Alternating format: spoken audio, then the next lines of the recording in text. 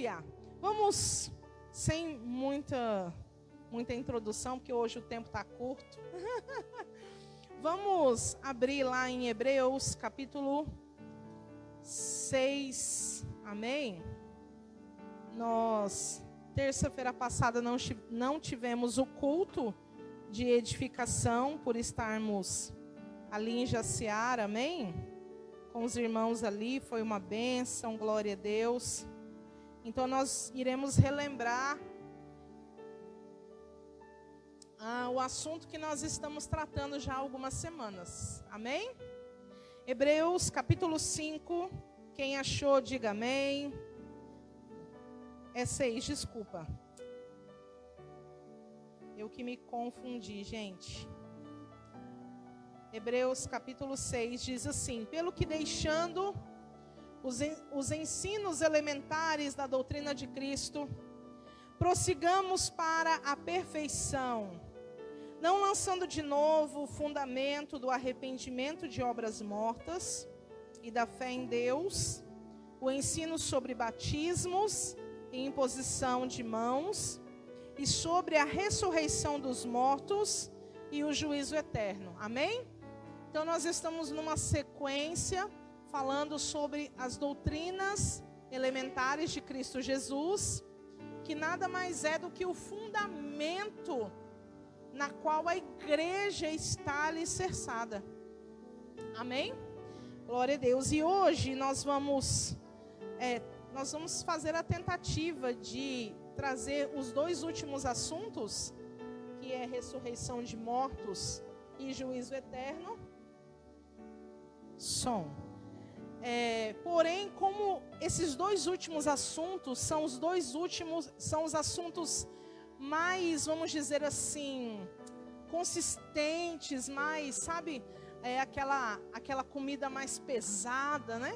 A gente vai precisar aprofundar em algumas coisas, então pode ser que não dê tempo, mas nós vamos trabalhar para que dê tempo. Amém? E nós vamos então tratar do primeiro assunto, que é a ressurreição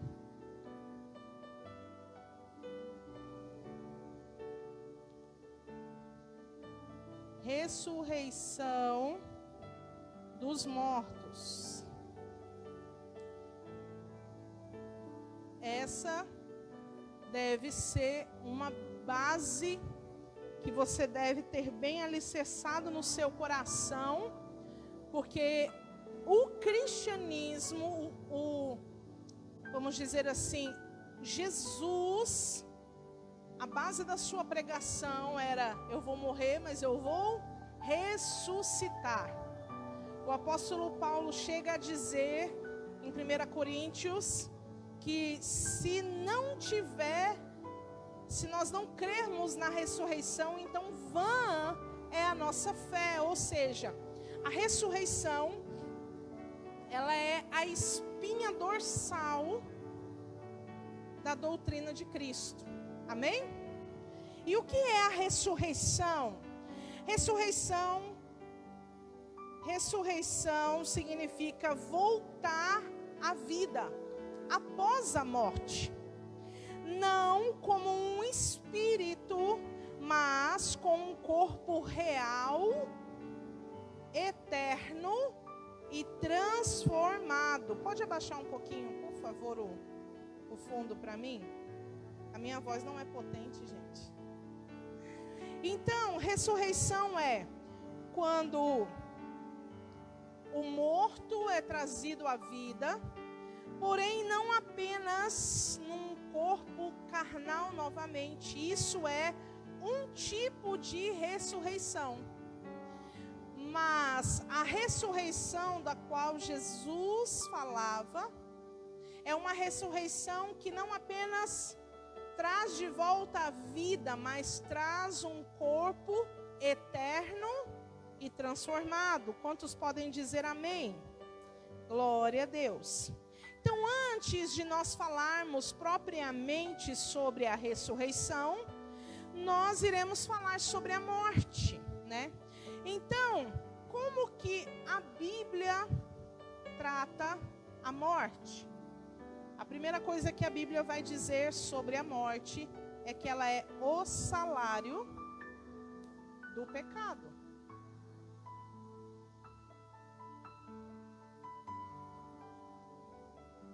Romanos 3, 23.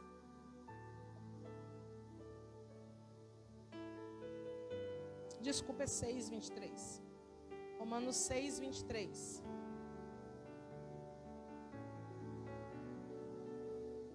Então, quando a Bíblia vai dizer que a morte é o salário do pecado, ela está dizendo que o pecado entrou na vida do ser humano e há uma consequência, há um pagamento por esse pecado.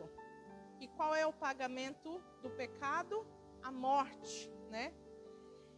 Então é a primeira coisa que nós precisamos aprender sobre a morte. A segunda coisa é que a morte é um inimigo. Ela é um inimigo.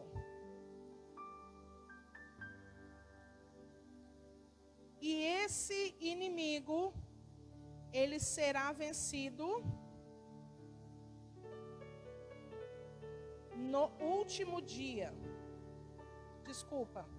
Ele será o último inimigo vencido. Pega para mim o paninho lá, para consertar aqui. Por favor. Ele é o último inimigo a ser vencido.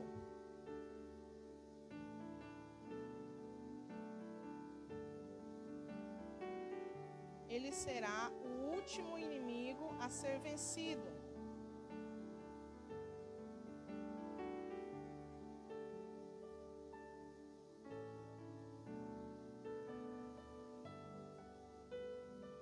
Meu Deus.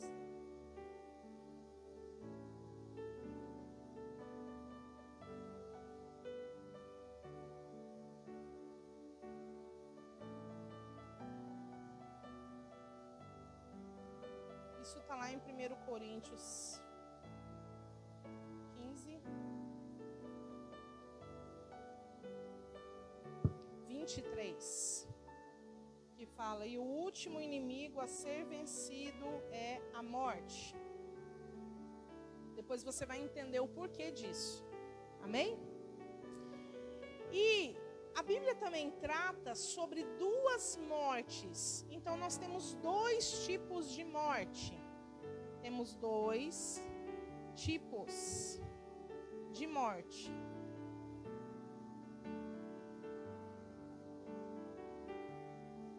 É só.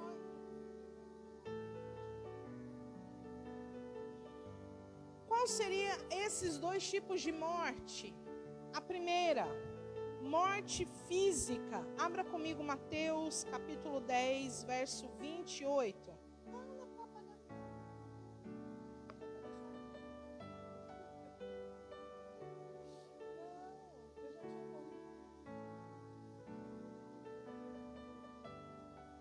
Vamos abrir Mateus 10, 28. Alguém pode ler, por favor, para nós?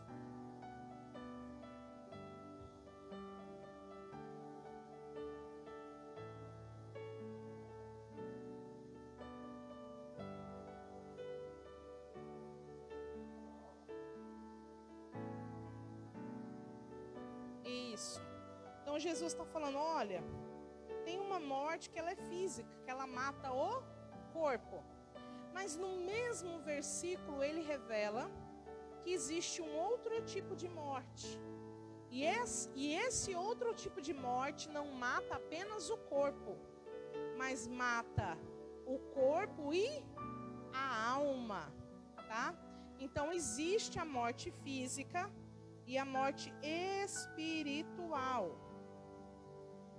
certo?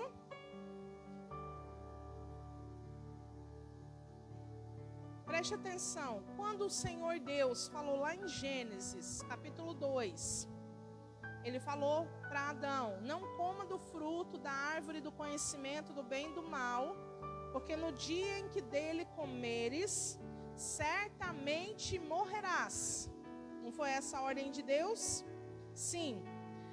O fato é que o homem comeu, ele morreu, literalmente falando? Não exatamente. Aí você pensa, Deus mentiu?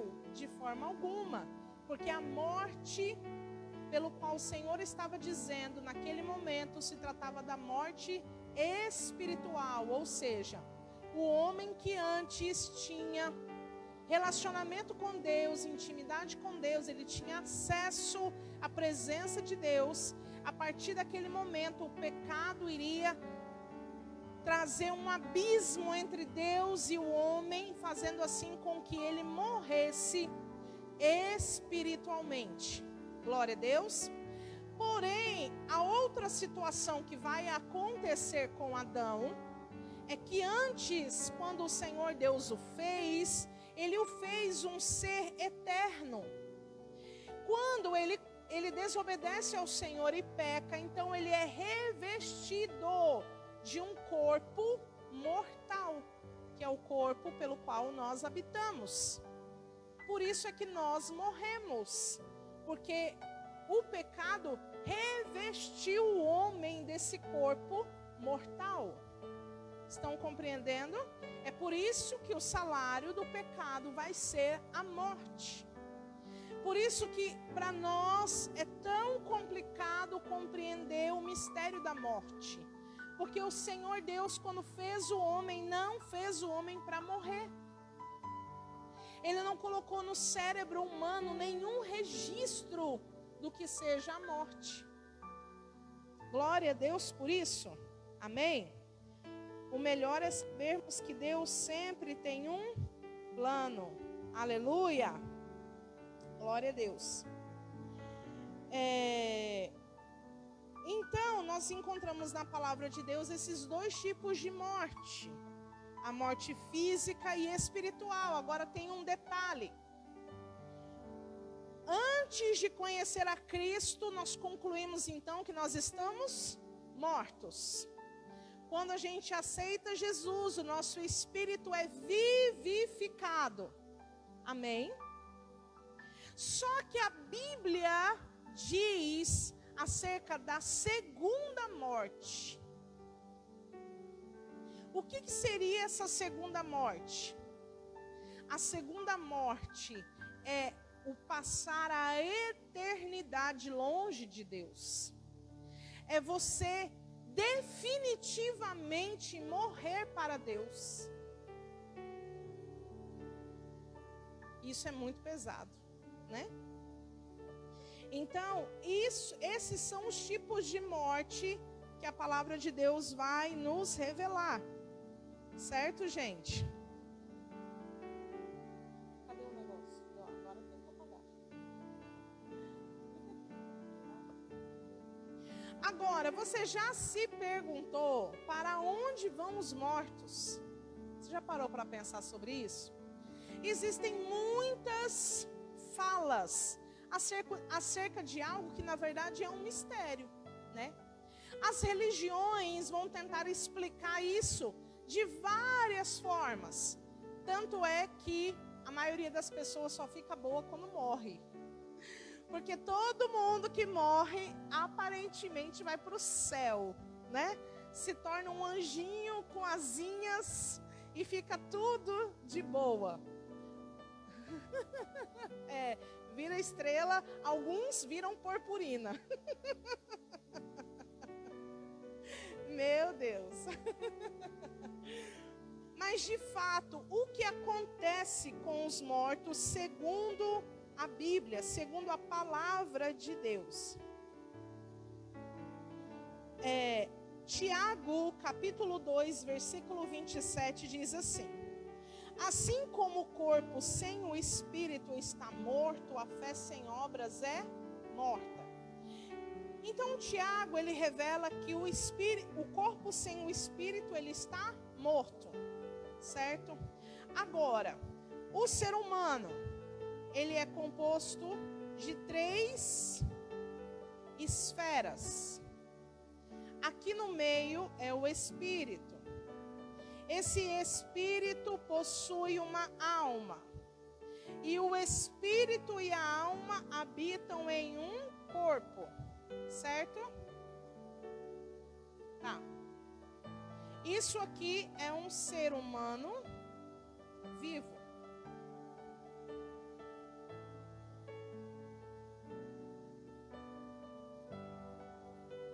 Se tira o espírito, então isso aqui vai ser um ser humano morto. Agora, o que a palavra de Deus fala? Para onde vai cada um desses aqui? Vamos abrir então em Eclesiastes 12, 7. Eclesiastes 12, 7.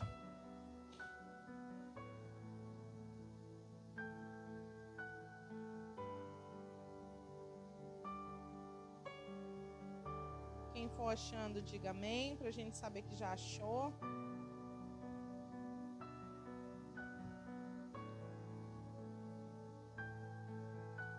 Preste atenção aqui.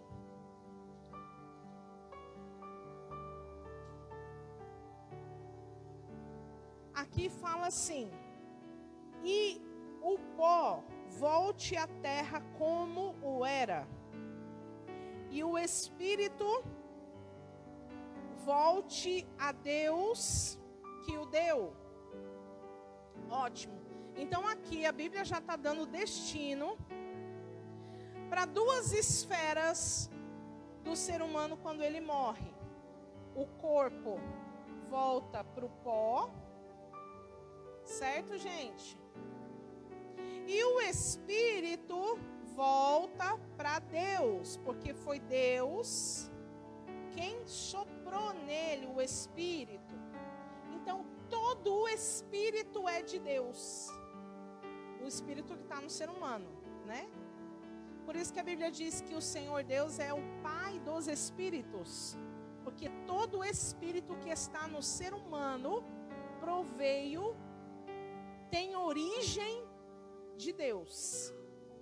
Então, quando a pessoa morre, esse espírito volta para Deus. Amém? Só que faltou a gente resolver uma parte, que é a alma. Essa parte aqui a gente ainda não resolveu.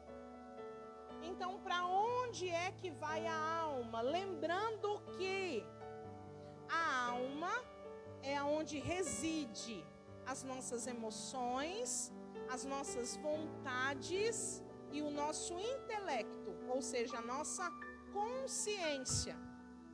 Concluímos então que o que vai ser salvo no ser humano não é o espírito, mas a alma.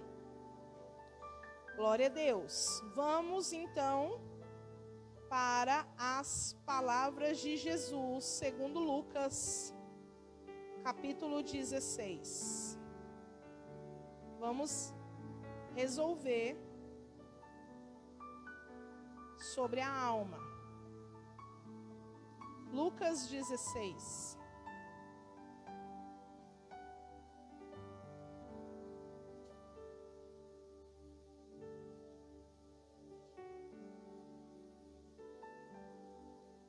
Lucas 16. Peraí, só um minutinho. A partir do verso 19 até o 31, nós não vamos ler tudo. Ou melhor, vamos ler tudo para você poder compreender.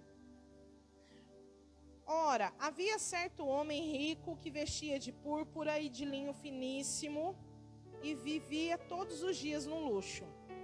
Havia também certo mendigo chamado Lázaro, que estava coberto de feridas à porta daquele, e desejava alimentar-se com as migalhas que caíam da mesa do rico. Os próprios cães vinham lamber-lhes as feridas. Morreu o mendigo e foi levado pelos anjos para junto de Abraão. Morreu também o rico e foi sepultado. No inferno, estando em tormentos, ergueu os olhos e viu ao longe a Abraão e Lázaro junto dele. Então clamou: Pai Abraão, tem misericórdia de mim, e manda a Lázaro que molhe na água a ponta do seu dedo e me refresque a língua, porque estou atormentado nessa chama. Abraão, porém, respondeu: Filho, lembra-te que recebeste os teus bens em tua vida, ao passo que Lázaro somente males, mas agora ele é consolado e tu atormentado. Além disso, tem um grande abismo entre nós e vós, de modo que os que quiserem passar daqui para vós não poderiam, nem os de lá passar para cá. Respondeu ele: Peço-te, ó Pai, que o mandes à casa de meu pai, pois tenho 5 irmãos, que ele lhes dê testemunho, a fim de que não venham também para este lugar de tormento. Disse-lhe Abraão: Tem Moisés e os profetas, ouçam-nos. Disse o rico: Não, pai Abraão, mas se algum dos mortos fosse ter com eles, se arrependeriam. Respondeu Abraão: Se não ouvem a Moisés e aos profetas, tão pouco acreditarão ainda que algum dos mortos volte à vida. Amém? Glória a Deus. A gente tem algumas coisas para resolver. Por quê? Algumas pessoas dizem que nós não podemos trazer uma doutrina bíblica baseado em uma parábola, porque uma parábola é apenas uma história. Porém, de acordo com o que nós formos observar no estudo das parábolas, porque Jesus vem aqui em uma sequência de parábolas, e as parábolas eram usadas para revelar coisas ocultas e grandiosas, que não se podia ter um entendimento total que não fosse através de parábolas. Então, por isso que Jesus utilizava esse recurso. Só que esta parábola, ela está dentro de um conjunto de outras parábolas, porém, ela é uma parábola diferenciada. Por quê? Porque é a única parábola que Jesus vai contar, onde existem pessoas com um nome próprio. Você vai observar nas outras parábolas, Jesus dizendo um certo homem, uma certa mulher, um pastor, um semeador. Entenderam? É um artigo totalmente indefinido. Você não tem um nome, você não sabe quem é. Essa parábola, de uma forma diferenciada, Jesus vai dar nomes próprios aos personagens da parábola. Glória a Deus. Não apenas isso, mas ele vai utilizar um recurso que se torna inegável de que ele está trazendo uma doutrina, porque ele usa figuras do Antigo Testamento que verdadeiramente existiram e que fazem parte da base doutrinária cristã, que é ninguém mais e ninguém menos do que Abraão e Moisés, o pai da fé e o grande legislador que trouxe, toda ali os 10 mandamentos e ainda mais os 613, porque se você não sabe, os mandamentos são um conjunto que ao total somam 613 mandamentos, não apenas os 10. Mas então nós observamos que diante desses fatos, nós não podemos encarar essa parábola como apenas mais uma história. Mas com certeza aqui nós podemos dizer que existe algo doutrinário que Jesus quer ensinar aos seus discípulos naquele momento e a nós, a sua igreja, até os dias de hoje. Amém? Glória a Deus. Lembra que eu disse acerca da alma, que ela é regida pelas nossas emoções, vontades, consciência? Você percebe que durante todo o decorrer da parábola, o personagem chamado rico, ele sente o tormento, ele sente a angústia de não poder avisar os parentes que existia aquele lugar. Você percebe que ele tem a consciência de que ele tem parentes, né? Então, nós percebemos com isso, nessa parábola, nós já conseguimos destruir um ensinamento muito comum nos dias de hoje, que é o sono da alma. Algumas pessoas vão dizer que ao morrer, quando um ser humano morre, a alma ele entra numa dormência, ou seja, ele perde completamente a consciência e ele fica ali num sono profundo, somente aguardando o dia da volta de Jesus para então ressuscitar. Mas nós percebemos através dessa parábola que esse sono da alma, ele não existe. Amém? Glória a Deus. Amados, e aí aqui entra um estudo muito interessante sobre a questão do inferno. Porque se vocês perceberem, aqui nós vemos que no versículo 23, vai dizer: no inferno, estando em tormentos, ergueu os olhos e viu ao longe a Abraão e a Lázaro junto dele. Não é isso que está escrito aí? Quando a gente fala sobre inferno, nós temos, qual é a nossa ideia? A primeira coisa que vem à nossa mente, que é um lugar onde é muito quente, ali tem labaredas de fogo, e ali estão os demônios, né? E ali tem as pessoas que já morreram e estão sofrendo por estarem ali. E essa é a primeira ideia que vem à nossa mente quando nós ouvimos a palavra inferno. Porém, o que nós precisamos entender é que essa palavra, ela não é muito bem utilizada na tradução do Novo Testamento. Vou explicar por quê. A palavra inferno, ela não vem do grego, ela vem do latim. Ela significa infernos. Deixa eu escrever aqui.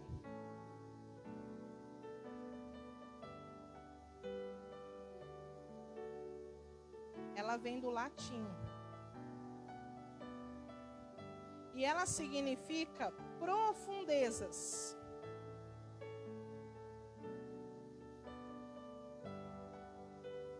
Ou também pode ser lugares inferiores.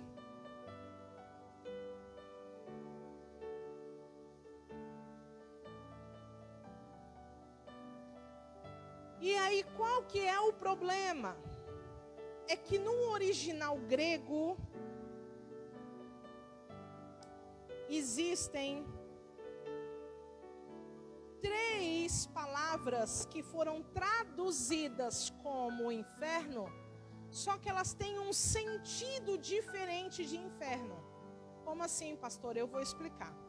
No Antigo Testamento, ele é chamado de Sheol ou Seol. E aí aqui essa origem é hebraica.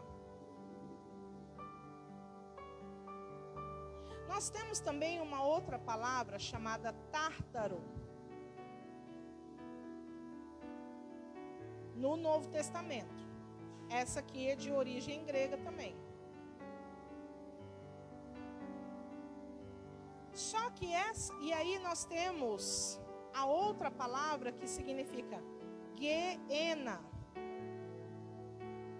Só que essa palavra tártaro no grego, ela tem um sentido mais apropriado para abismo.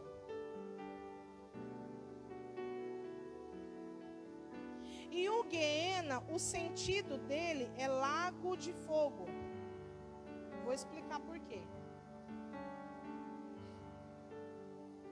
Então, no Antigo Testamento, como é escrito em hebraico, se utilizava a palavra Sheol ou Seol para dizer acerca de profundezas, de abismo, de sepultura, lugares inferiores. Entenderam? No Novo Testamento, que foi escrito em grego, existiram outras palavras. Por exemplo, eu vou dar um exemplo aqui.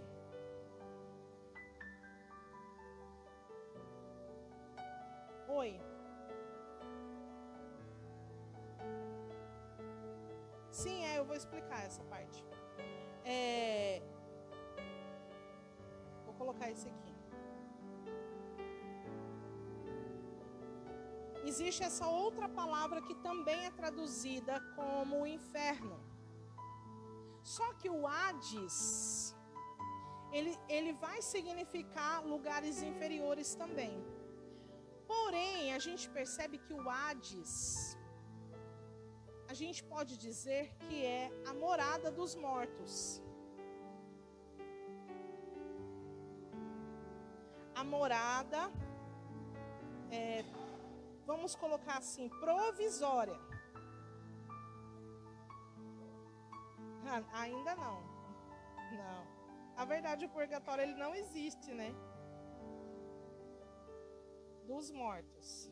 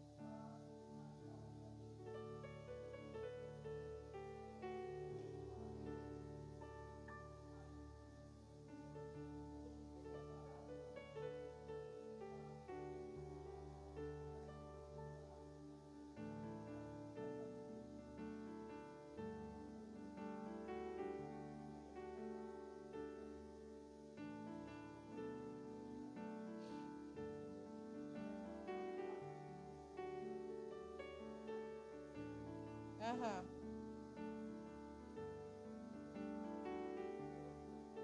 Uhum.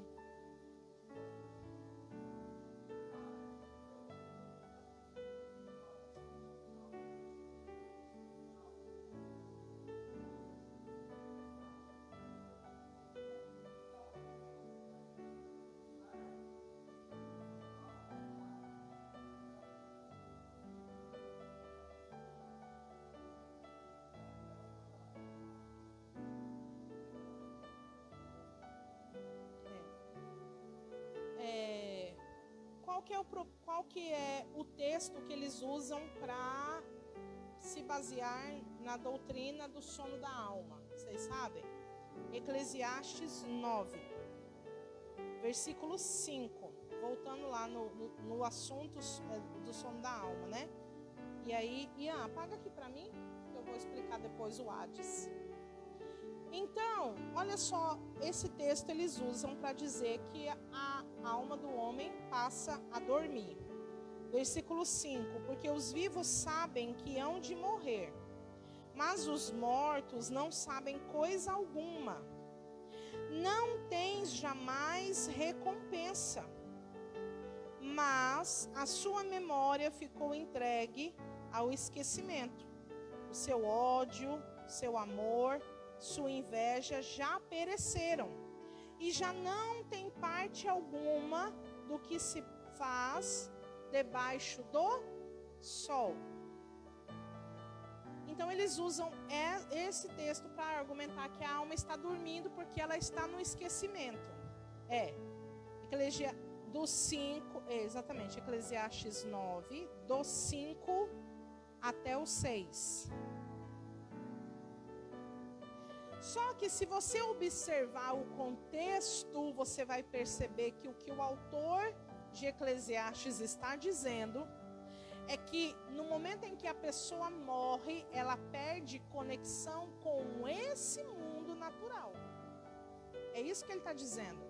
Que o que perece no caso aqui ele fala que a sua memória ficou entregue ao esquecimento, o seu amor, o seu ódio, a sua inveja já pereceram, e já não tem parte alguma do que se faz debaixo do sol. Então o texto, o que ele está dizendo é o seguinte: no momento em que a pessoa morre, ela não fica como alguns pensam, fulano está lá no céu zelando por mim. Não tem como. É isso que o texto está dizendo. A partir do momento que a pessoa morre, ela perde totalmente a conexão com o mundo natural em que nós vivemos.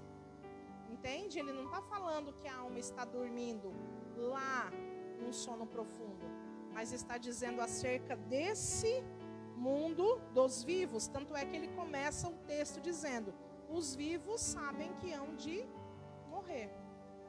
Certo, gente? Agora, vamos falar do Hades, porque o Hades,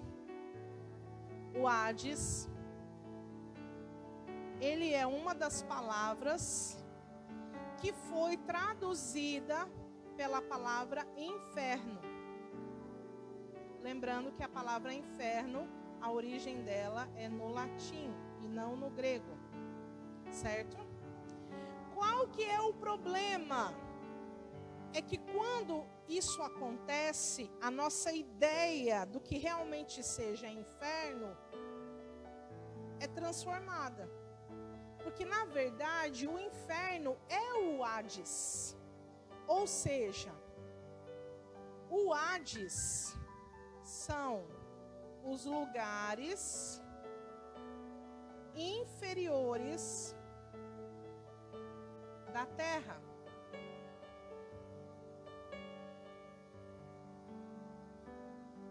Certo, gente? Agora, de acordo com essa parábola que nós tivemos aqui em Lucas, nós percebemos que o que acontece é o seguinte. Vamos desenhar aqui. Aqui, nós temos o seio de Abraão.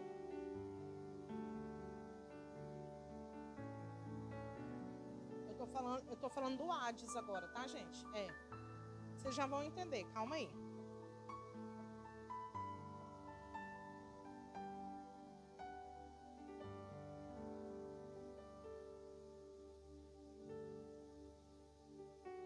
Aqui nós temos o lugar de tormento.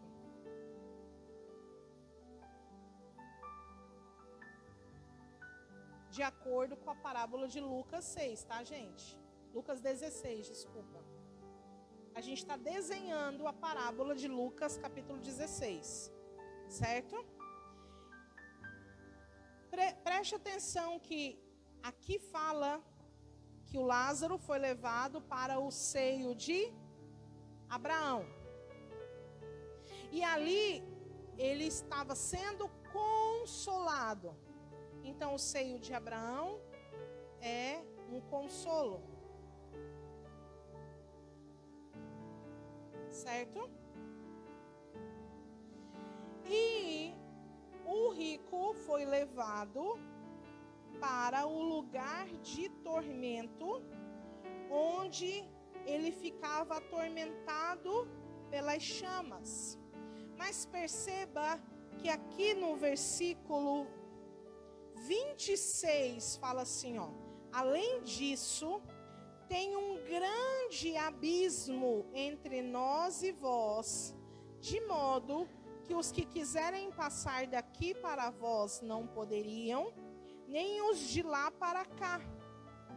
Certo? Antes disso, a Bíblia também diz que ele levanta os olhos e vê de longe, ou seja, o seio de Abraão é um lugar mais elevado do que o lugar de tormento. Perceberam isso? Tá. Aqui, é o abismo, certo? E o fundo desse abismo é o que a Bíblia chama de Tártaro. o fundo desse abismo. Tanto é que lá em Apocalipse, existem algumas passagens que falam que vai se abrir o poço do abismo. Vai se levantar de lá os demônios. A Bíblia também fala que o Abaddon, que vai ser uma estrela que vai cair, ele é o príncipe dos demônios do abismo. Entenderam? Então, quando a Bíblia fala sobre esse abismo, ele está falando do Tártaro. E é aqui onde os demônios atuam. É ali onde eles estão se movimentando. Porém, eles não estão presos nesse abismo, como alguns presumem que pode estar. Entenderam? Tá. Então, os demônios, eles não estão de fato em todo o inferno. Porque o inferno, ele é traduzido como Hades. Então, tudo isso aqui, ó, tudo isso é o Hades. O Hades, ele é toda essa dimensão, porque o Hades fica nos lugares inferiores da terra. Mas percebam que eu falei sobre esse lugar ser o lugar intermediário.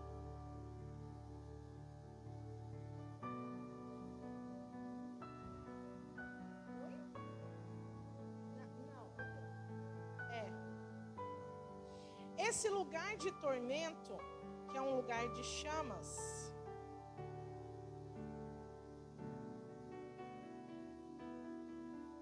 eu costumo dizer que ele é a sala de espera dos ímpios.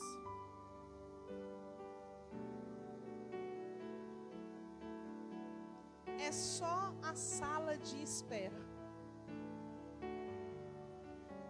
Não é o purgatório. Por quê? Porque a ideia de purgatório é uma ideia de pagamento de pecado. Então, a Bíblia, não existe doutrina bíblica para se dizer que uma pessoa paga os seus pecados indo para um lugar. E aí, lembra que eu falei sobre a doutrina da Igreja Católica? Eles ensinavam que existia o purgatório, então a pessoa morria, ia lá para o purgatório, para ela ficar lá pagando os pecados dela, até que alguém da família dela pagasse uma indulgência. Aí quando pagasse a indulgência, aí a alma dela saía do purgatório. Lembra que eu expliquei sobre isso? Então é por isso que o purgatório, ele não existe, porque não existe pagamento de pecado depois que você já morreu e aí você está lá esperando alguém te salvar de lá. Não existe isso. Certo, gente? Exatamente. Então esse aqui é o mundo dos mortos. Podemos chamar que o Hades é o mundo dos mortos.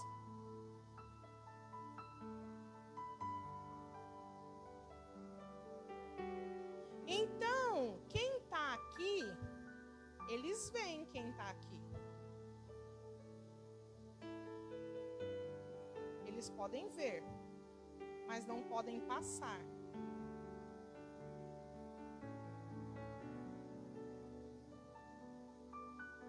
Exatamente. Ficou claro, gente? Agora, então a gente já sabe o que é Hades. A gente já sabe o que é Tártaro. E o Guiena, o que é o Guiena? É o lago de fogo e de enxofre.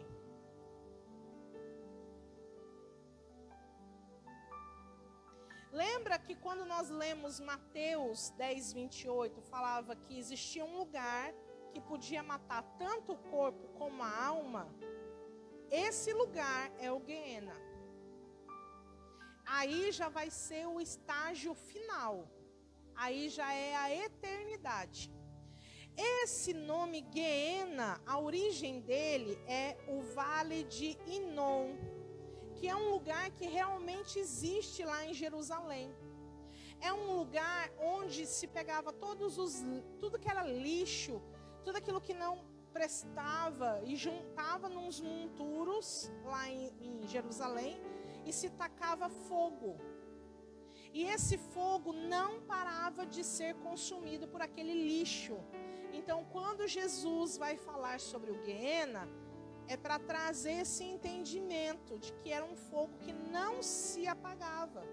E ficava ali o tempo inteiro. E aí o cheiro de enxofre era muito forte naquele lugar. Vamos ler algumas passagens. Mateus 23, 33. Vamos ler. Mateus.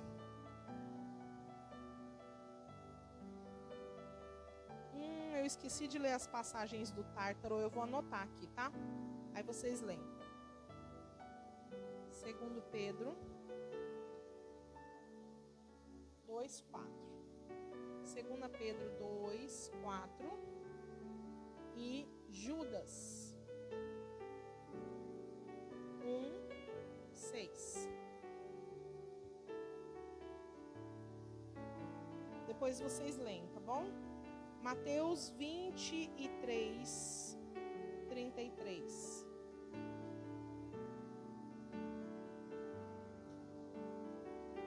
Ixi, eu não cheguei nem na metade.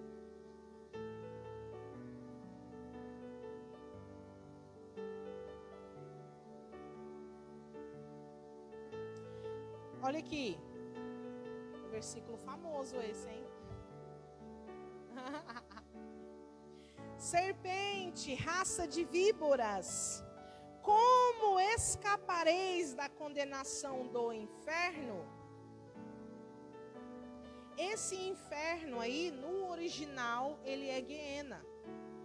Ele não é inferno no latim, entendeu? Por que às vezes a gente confunde? Porque esse inferno que Jesus está falando é lá no final, na consumação de todas as coisas. Ele está falando que vai existir um lugar onde vai ser consumido tudo. E aí ele fala, vocês pensam que vocês podem escapar dessa condenação? É isso que Jesus está falando aqui. Mateus 25, 41.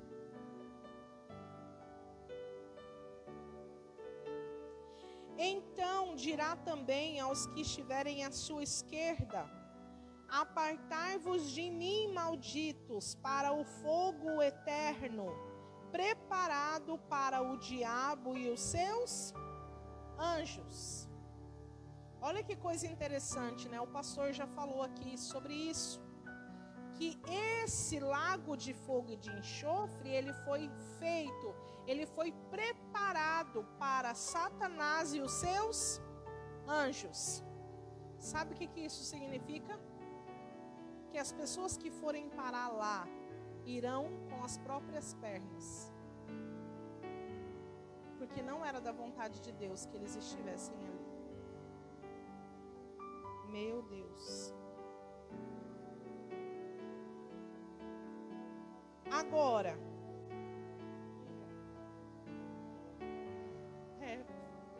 abafa o caso.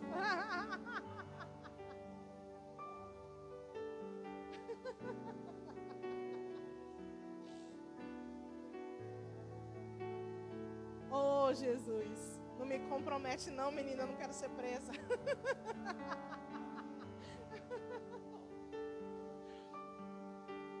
Filho, apaga aqui pra mim. Pode apagar, gente? Tá. Agora, vamos abrir um parênteses pra gente falar sobre uma coisa muito importante.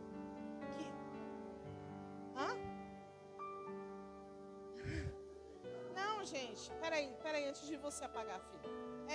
A gente vai falar só no final, porque na verdade hoje, quem morre em Cristo Jesus vai pro seio de Abraão.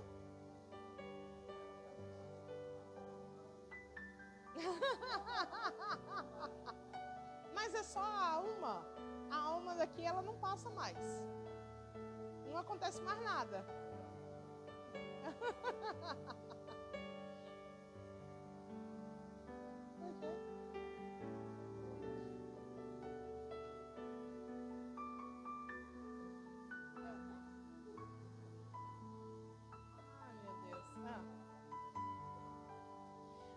peraí, só um pouquinho. Deixa eu explicar. Aí, daqui um pouco eu vou explicar. Porque tem muita gente que acredita que o crente, quando morre, vai para o céu. Nós nem vamos morar no céu, você sabia disso? Você já se deu conta de que os crentes salvos não irão morar no céu? Isso é uma ideia que a gente constrói para dizer que a nossa pátria é celestial, mas não é nós que vamos para o céu, é o céu que vai descer na terra. Isso, exatamente. É exatamente isso.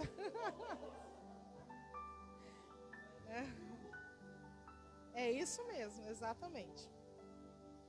Então, esse lugar de seio de Abraão, Paulo vai chamar ele depois, e o próprio Jesus, quando disser para o ladrão que está na cruz, ele vai chamar de paraíso. Então, não é o seio de Abraão, gente, não é igual a algumas doutrinas querem supor que vai virar anjo, vai ficar todo mundo saltitando nas nuvens, tocando harpinha, não é assim, tá? Não vai ser. É um lugar de consolo, ou seja, nós estaremos bem, mas ainda não é o melhor porque o melhor ainda está por vir. Amém? Glória a Deus. Com certeza. Como assim? Do que a gente passou aqui? Ai, daí eu não posso te responder isso. Ai, meu Deus do céu. O que ela falou?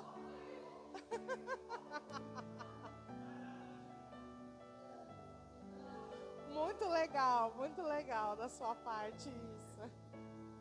Quer ver Jesus agora? Tem que ser agora, né? Oi. É.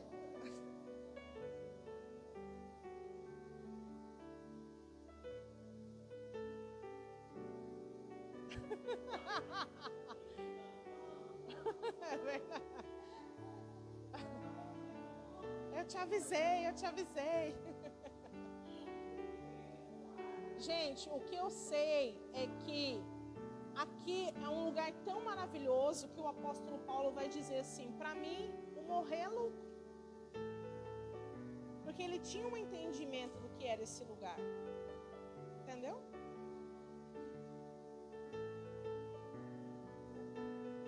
É verdade. Sim. É.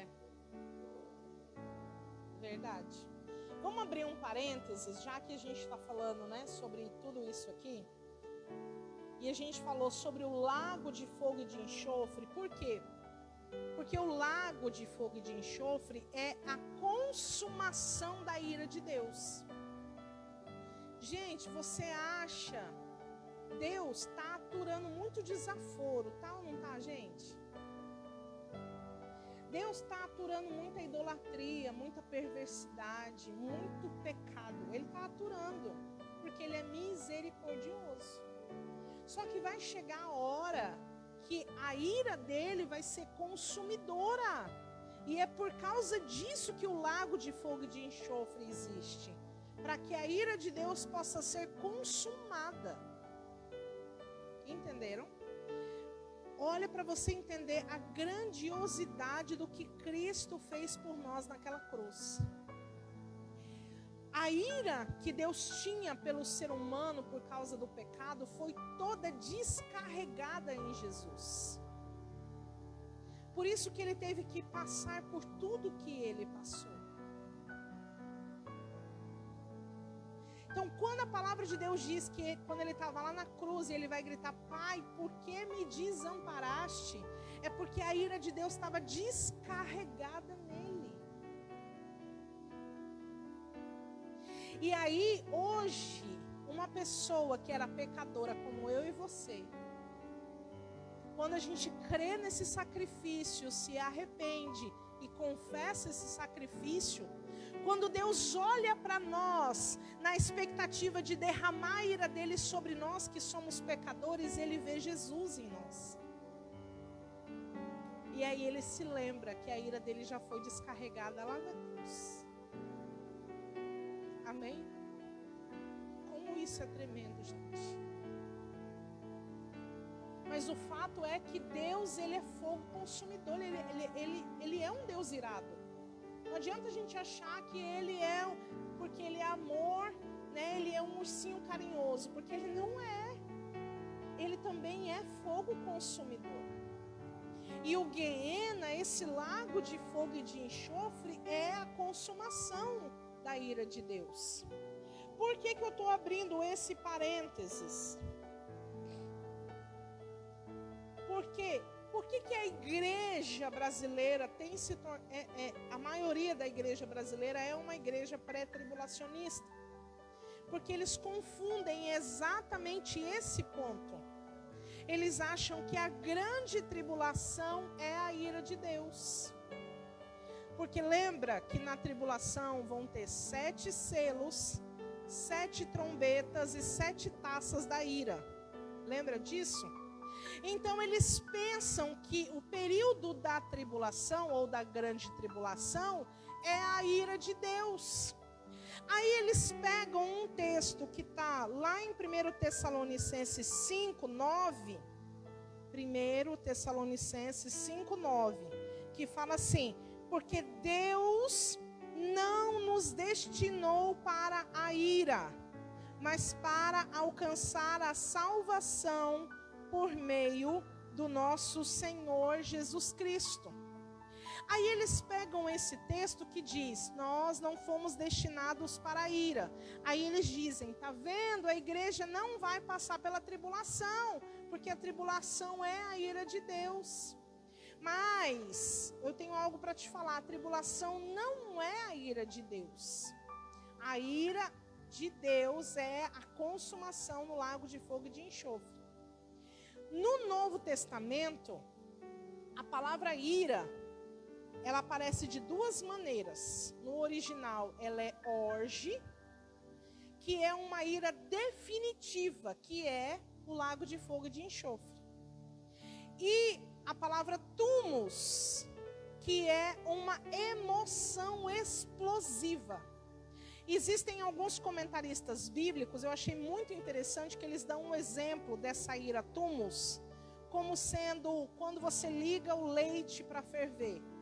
Assim que ele ferve, se você desligar o fogo, ele abaixa, ele abranda. Então Deus, ele vai derramar as 7 taças da ira, mas essa ira é a ira tumos, é a ira que Deus está com uma emoção daquele momento, daquele episódio que está acontecendo ali, e ele vai derramar. Só que se você ler todas as 7 taças da ira, elas são derramadas sobre os filhos da desobediência, sobre os adoradores da besta e aqueles que tiverem a sua marca. Não vai atingir o povo de Deus. Entenderam? Então a tribulação, esse é um ponto muito importante quando a gente estuda escatologia. A tribulação não é a ira de Deus. A tribulação pode ser a fúria do anticristo contra a igreja, mas não é a ira de Deus, porque a ira de Deus se consome lá no lago de fogo e de enxofre, no Guiena. Certo, gente? Quando nós formos estudar o juízo eterno, isso vai ficar mais claro para você, tá bom? Tenha só um pouquinho de paciência. Pode parecer muitas coisas, mas depois elas vão se esclarecendo. Amém? Glória a Deus.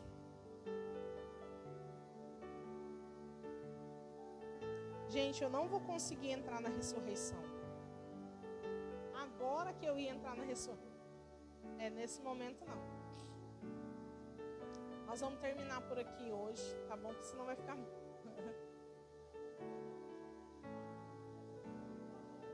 não. Oh my God.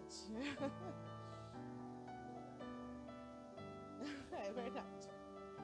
Gente, alguma pergunta? Vocês tirem as dúvidas agora e aí a gente ora para encerrar. Não? Vocês estão sabendo tudo dessa parte aí?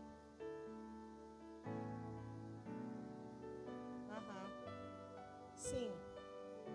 O importante, gente, é nós sabermos que o Senhor Deus, ele já tem tudo destinado. Cada coisa no seu lugar. Amém? Inclusive, quando a Bíblia diz que o último inimigo a ser vencido é a morte, porque lá em Apocalipse 21, fala que o Hades, essa parte aqui, depois, porque a gente vai ressuscitar antes. Então, isso aqui vai ficar vazio, certo? Então, o Hades vai ser lançado no Guiena também. Vai ser tudo consumado lá. Eu lembrei de uma coisa importante para falar. Tem gente que fala assim, que esse lugar, o Hades, já não existe mais. Por quê? Não está aqui, eu não preparei essa parte, mas eu me lembro aqui na minha mente. Vamos abrir Efésios capítulo 4.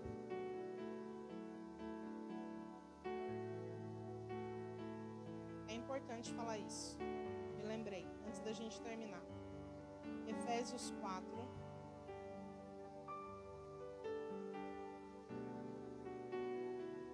Inclusive,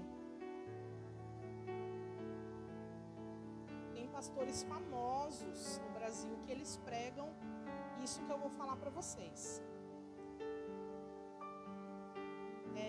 Efésios 4, 8, acharam aí?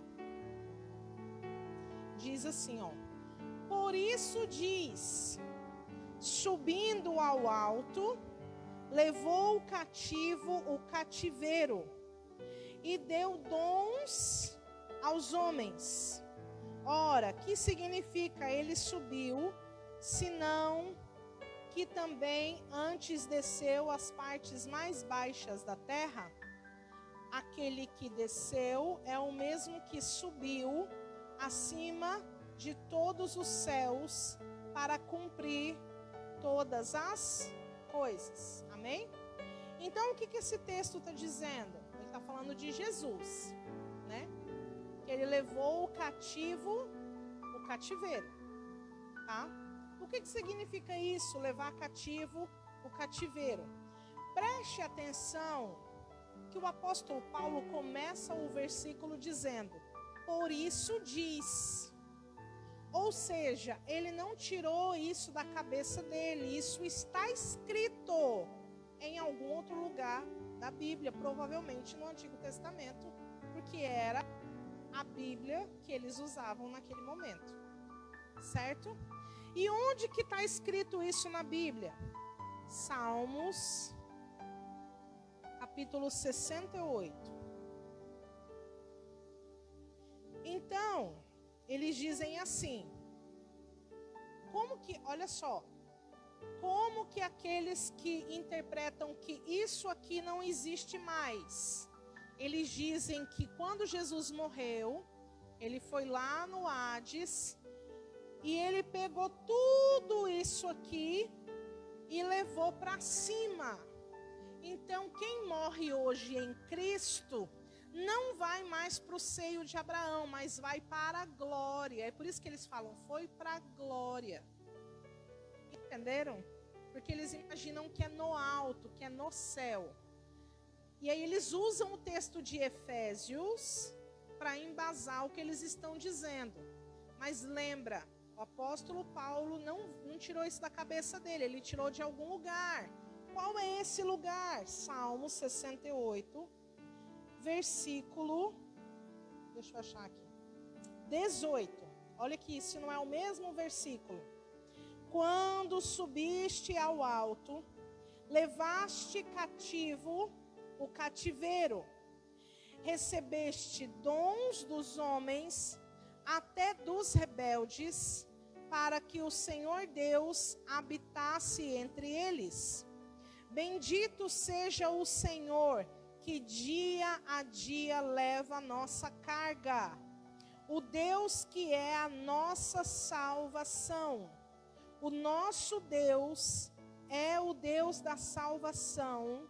A Deus, o Senhor, pertence o livramento da morte. Ou seja, por que esse lugar existe, gente? Por causa do pecado. Lembra que a gente falou que o salário do pecado é a morte? Sim ou não? Tá. Então, o que torna o homem cativo na morte não é a morte em si, é o pecado. Então, quando o apóstolo Paulo diz, levou cativo o cativeiro, ele está dizendo o quê? Que Jesus pegou aquilo que nos tornava cativos e ele levou para si, ou seja, nós não temos mais condenação da morte. Porque ainda que nós venhamos a morrer, um dia nós iremos ressuscitar, ou seja, a morte, o Hades, não tem mais poder sobre nós. É por isso que a Bíblia vai dizer que as portas do inferno, do Hades, não prevalecerão contra a igreja. Porque a igreja do Senhor Jesus não está cativa no Hades. Ela pode estar no Hades, mas ela não está cativa nele. Porque ela não foi para lá por causa do pecado.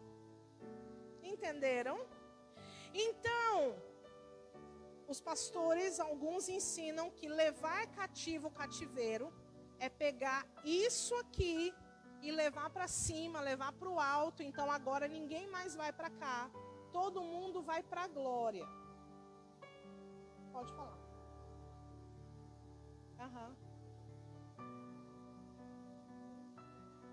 Sim. Aos espíritos em prisão.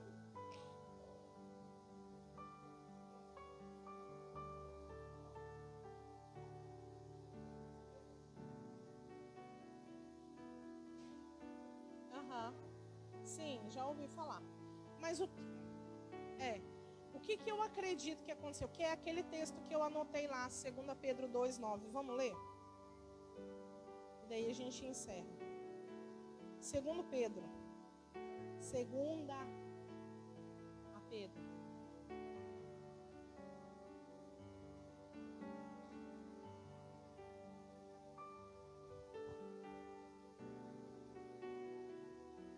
Oi. É.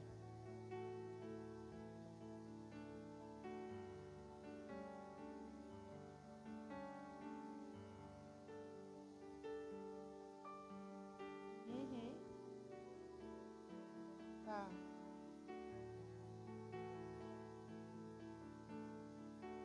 Peraí, gente, deixa eu só achar aqui. É 2,4. É. 2,4. Pois se Deus não poupou os anjos que pecaram, mas havendo-os lançado no inferno. E aí é o problema, porque esse inferno, no original, ele é o Tártaro, ele é o abismo. Entenderam? Tá, vamos voltar aqui. Então, havendo-os lançado no inferno, os entregou às cadeias da escuridão, ficando reservados para o juízo. Se não poupou o mundo antigo, embora preservasse Noé, pregoeiro da justiça, mais 7 pessoas ao trazer o dilúvio sobre o mundo dos ímpios. Vamos ler esse texto. Aí agora abre Judas. Abre Judas, que daí a gente vai fazer o exame completo da situação.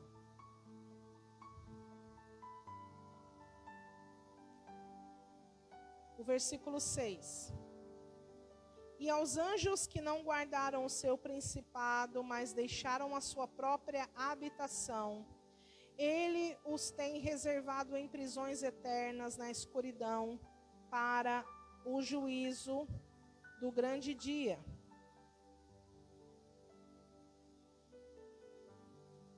A gente leu lá segundo de Pedro, né? Que ele foi lá e pregou os espíritos, né? Não, não lemos não.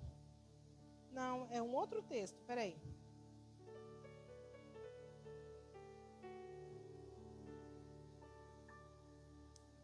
Eu não anotei esse texto não, mas ele tem.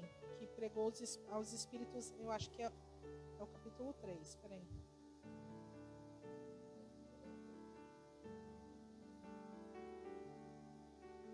Mas não tem 3,19. Ah, estou no segundo Pedro, peraí. 3,19, é isso mesmo.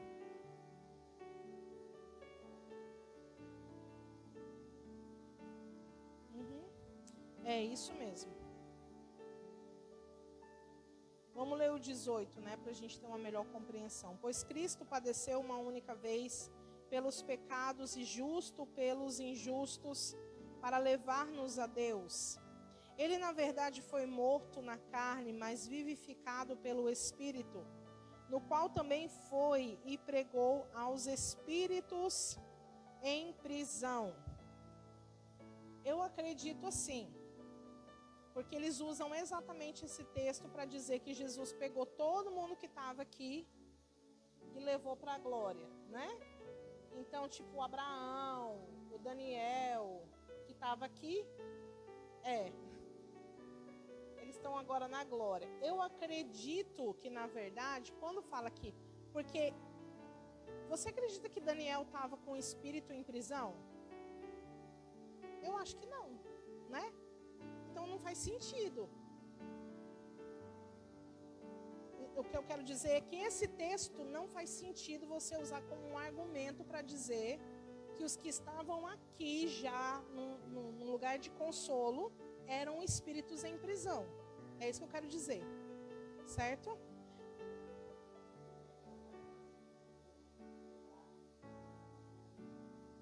Isso.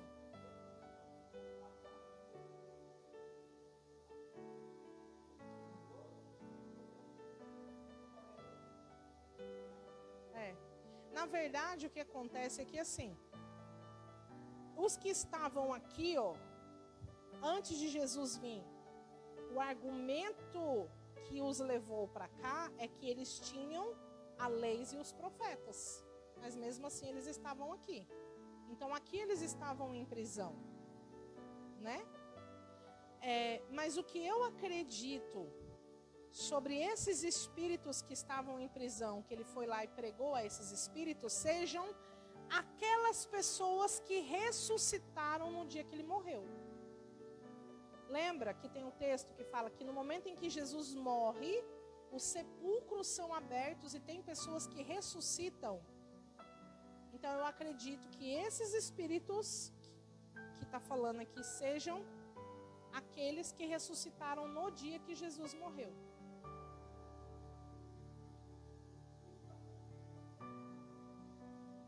Então é o que eu acredito, tá? Aí você fala assim, pastora, mas ele ainda não tinha ido. Gente, mas é que o mundo espiritual não se movimenta na nossa velocidade, né? A gente tem um padrão de velocidade com qual as coisas se movimentam. A gente a gente vive numa sequência de fatos, mas o mundo espiritual ele está num outro patamar, regido por uma outra atmosfera de tempo. É isso que eu quero dizer. Entenderam? Glória a Deus. Então, amém. Vamos. Então, levar o cativo, o cativeiro, não necessariamente seja pegar o Hades e levar para a glória, mas seja pegar aquilo que leva as pessoas para o Hades. E pegar as chaves. Lembra que Apocalipse 1:8 fala que ele tem na mão as chaves da morte e do Hades na sua mão. Porque agora ele tem essa autoridade. Amém? Porque, gente, para pensar um pouco. Só vai para o Hades quem peca.